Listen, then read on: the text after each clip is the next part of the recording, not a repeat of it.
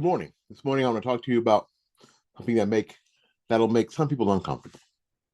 In fact, if I'm doing my job correctly, it should make all of us a little uncomfortable because the issue really isn't about Republican or Democrat or conservative, liberal. It's about human nature.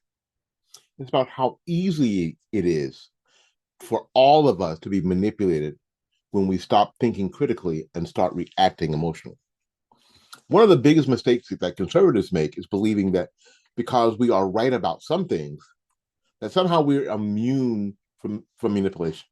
We look at mainstream media and we shake our heads. We look at activist groups and social media campaigns and wonder how does anybody fall for that stuff?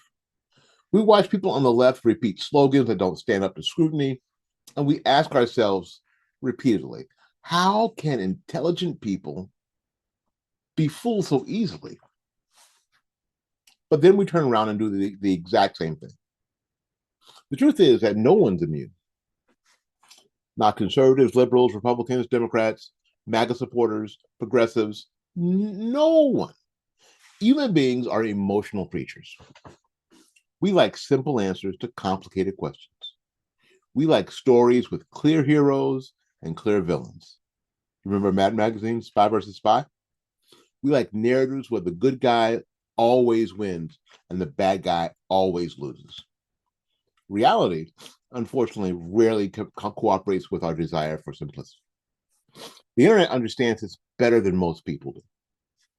Social media platforms understand it. Political consultants understand it. Activists understand it. The people who create content understand it. They know that complexity doesn't travel very far, but outrage can circle the globe before breakfast.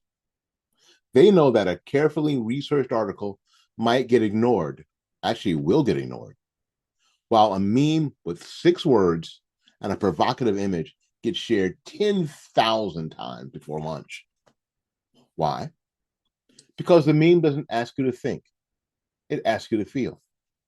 The meme doesn't ask you to investigate, it asks you to react.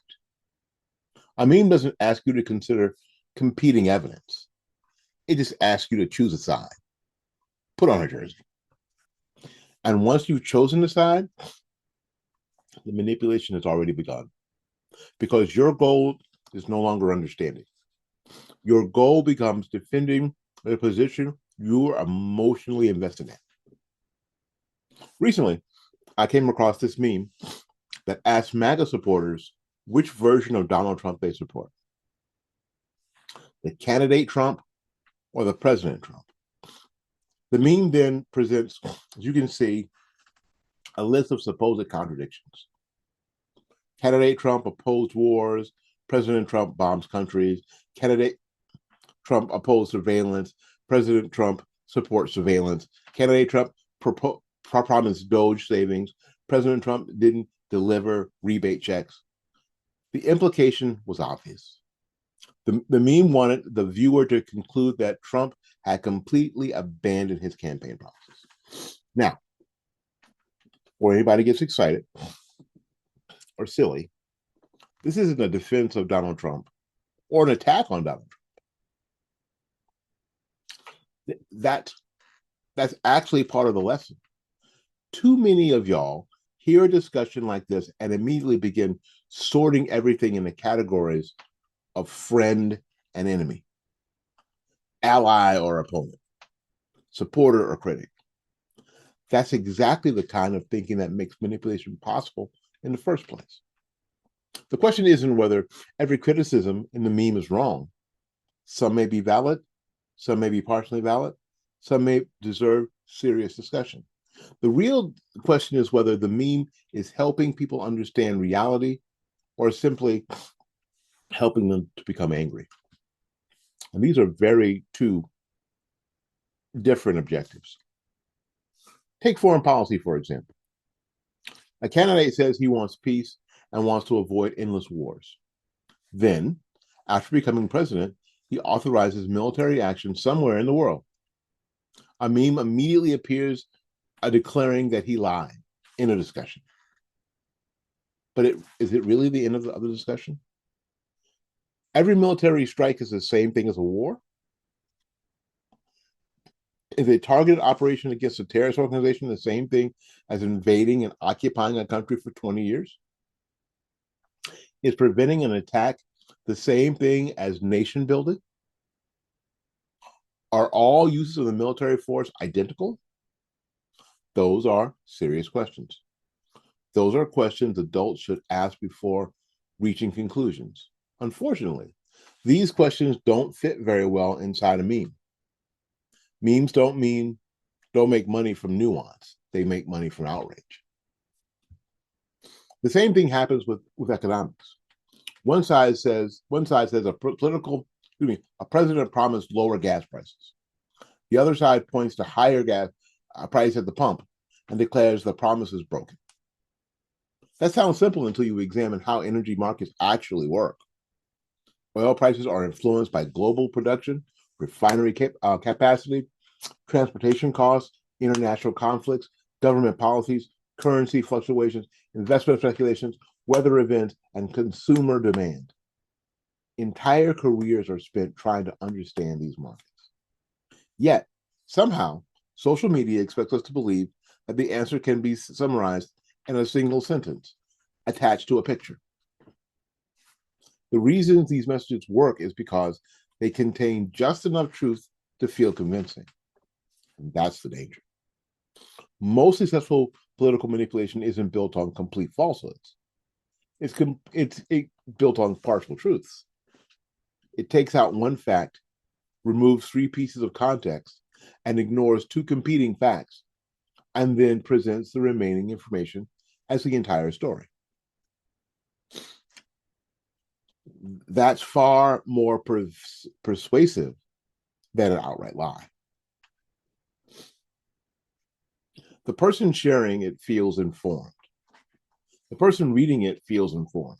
Everybody involved believes they have discovered some hidden truth. In reality, they may simply be consuming an incomplete version of a much larger and more complicated story. The saddest part is that intelligent people are often the easiest people to manipulate.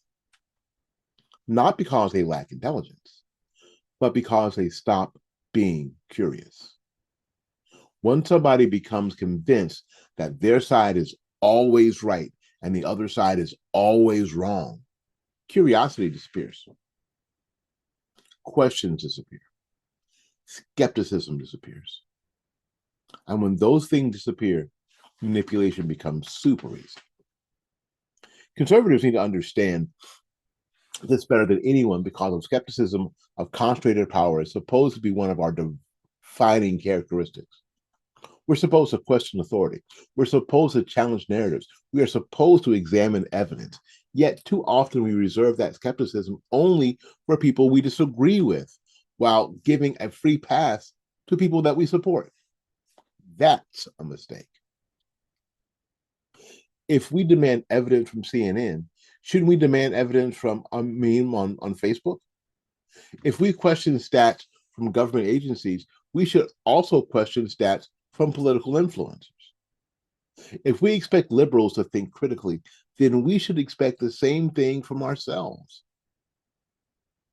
Because the greatest defense against manipulation has never been loyalty to a politician. It's never been loyalty to a party. It's never been loyalty to a movement. The greatest defense against manipulation has always been independent thought. And in an age where information travels faster than wisdom, think about that. We are in an age that information travels faster than wisdom. Independent thought may be more important than it's ever been.